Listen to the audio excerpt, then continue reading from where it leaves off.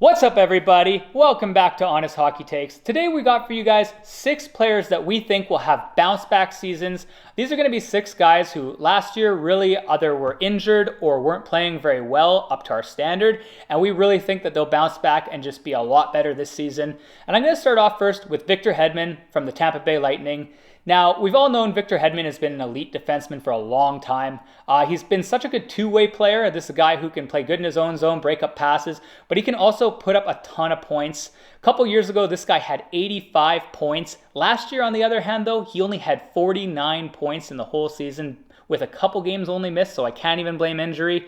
I really look for this guy to come back this year. He's just too talented. We're not talking about a guy who's like 36, 37 years old. This guy's 32 years old. He's still pretty much in his prime, and I think on a team like Tampa Bay, he's going to have a really good opportunity to bounce back and potentially go back to like the low 60s at the least. Yeah, this team has Sergachev on the team, which is a big threat on that power play. Poised to play power play 1 to start the year. But I can see during the stretch of the season, it's a long season, 82 games in a season, we have seen times where Hedman went back on the power play 1 there. So I won't be surprised if both of those guys play together on a power play. I won't be surprised at some point in the season that Victor Hedman goes back on the power play 1. Victor Hedman, I thought his production was low last year, 49 points. That's unheard of. To me, he's a top 5 defenseman in this league still. He is good at everything. Defending, he's good at pen and killing, he's good at power play, he's good at everything. This is one of the best defensemen that I've ever seen in my generation. He's a big guy, tall guy, he hits, blocks, does everything that you need out of him. Yeah, he's way too talented to not rebound in some form. Do I think he's going to go back to like over 80 points? Absolutely not, but he's definitely someone who should be in the 60s.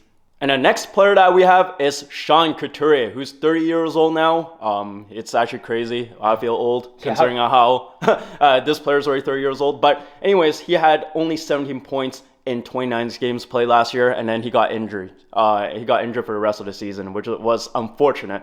This player is very, very good.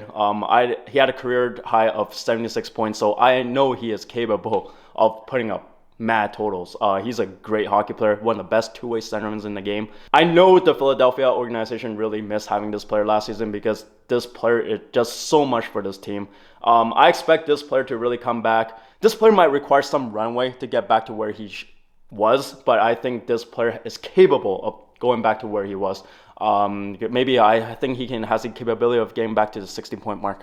Yeah, so it was really sad to see Sean Couturier miss so much time. I mean, this guy has been gone for like a year now. Really talented player before that. Really good two-way player. One of the best two-way players in the game. I think that a guy like John Tortorella, a guy who really appreciates two-way hockey, is going to be just ecstatic to have this guy back. Probably going to use him a lot in all situations. We're going to see this guy on the penalty kill. We're going to see him a lot 5-on-5, shutting down the opponent's top players, which means he's going to get a lot of minutes. And as well, he's still going to get lots of power play time as well. He's going to be used to mentor a lot of these younger players and kind of show them the ropes. Unlike other guys on this list that have really just had down years last year, obviously his was more injury related, but I can see after a while at least getting back into it after 10-15 games, him being back to almost the same old player he was before, at least being able to get to like 60-65 points if he were to play a full 82 games. Next up, I have Taylor Hall from the Chicago Blackhawks. Now, Taylor Hall has had a very weird career. This guy has been traded multiple times. He's been on so many different teams now, it feels like.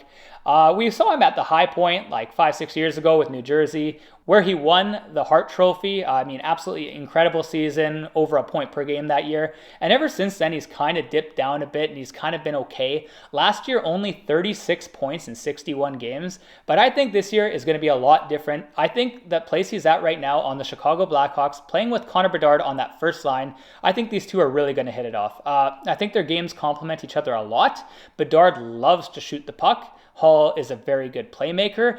They both have a ton of foot speed. I mean, like, these guys are amazing skaters. And I look for Hall not just to bounce back, but to have like one of his best seasons he's had in his career. I wouldn't be surprised if this guy was in the 70 to 75 point range this season. Yeah, I won't be surprised at all. When I watched him in the playoffs last year, he was terrific being a third line player. Taylor Hall is one of those players that thrives being on the first line.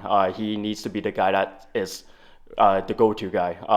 And he wasn't that player for Boston, unfortunately. Boston had too many scoring players that could score. Brad Marchand, Pasternak, all these guys were just ahead of him in the lineup, and it just buried Taylor Hall, which was not motivating for that player. I know he'll be motivated playing on the Chicago team where he is the first line center, getting to play with Connor Bedard.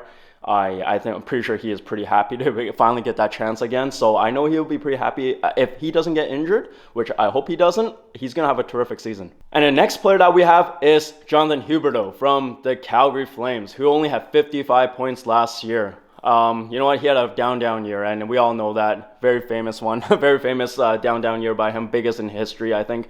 He had 115 points the year before, which tells me that he is very capable of putting up points. And I think more than anything, it was the coaching, and more than anything, it was just having to adjust off ice to moving from Florida to Canada. I think that was the biggest change for him. I think this 1 year is gone now. His down year is gone, is done. I think he has adjusted into playing for Canada, playing for the Calgary Flames. I think he is going to embrace the opportunity now to play really good under his new coach and with his new teammates. I think he's really going to flourish this year. Yeah, without a doubt, of all the players on this list, Jonathan Huberdeau is my biggest lock to rebound.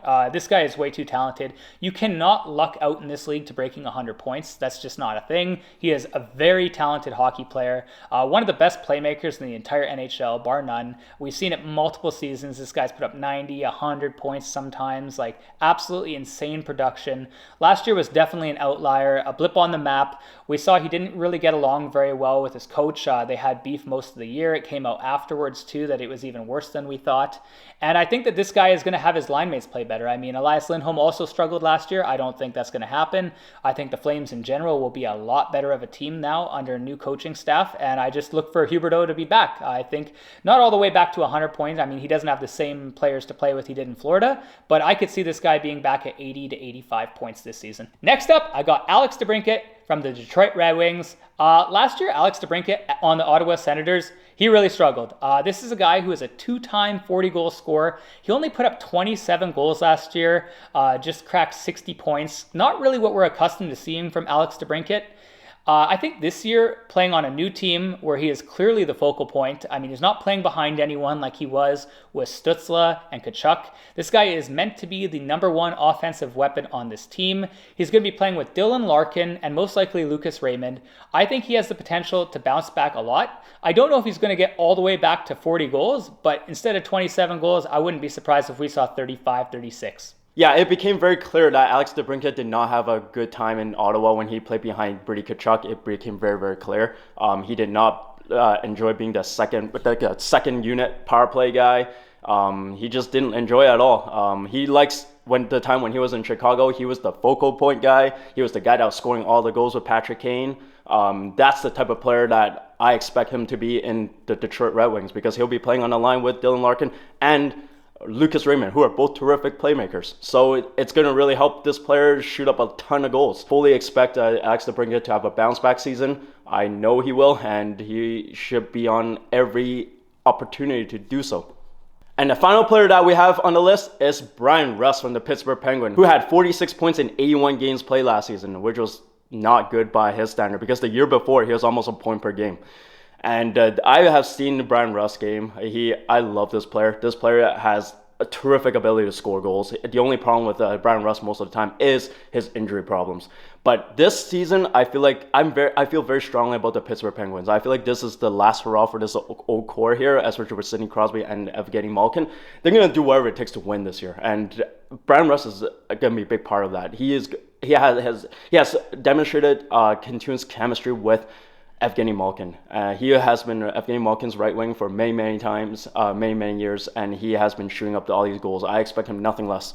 Yeah, I completely see this guy rebounding. I mean, unlike some of the other players on this list, he is not like a big name marquee player, but we got to remember how successful Rust has been over the past few years. Like this guy puts up near a point per game most seasons, and last year was just a complete outlier, I think. I mean, regardless who he's playing with, if he's playing with Malkin on the second line or if he's playing with Crosby on the first, this guy is getting like all-world stud at center to play with. And I mean, I think there's no way he doesn't get back to 60, 65 points this year, maybe even 70 points depending how the season goes. Like Hohen said, Pittsburgh went all out this offseason. They're all in. They're trying their best to do one last hurrah for these older guys in Malkin, Letang, and Crosby. And I just think this offense is going to really fire on all cylinders, and Rust is going to be a big beneficiary of it. But guys, I hope you enjoyed this video of our 6 bounce back candidates for 2023-2024. If you guys enjoyed this video, feel free to like and subscribe, and let us know in the comments below who you think will have a bounce back year. We'd love to hear it. And until next time, take care and have a great day. Take care, guys. Have a great weekend.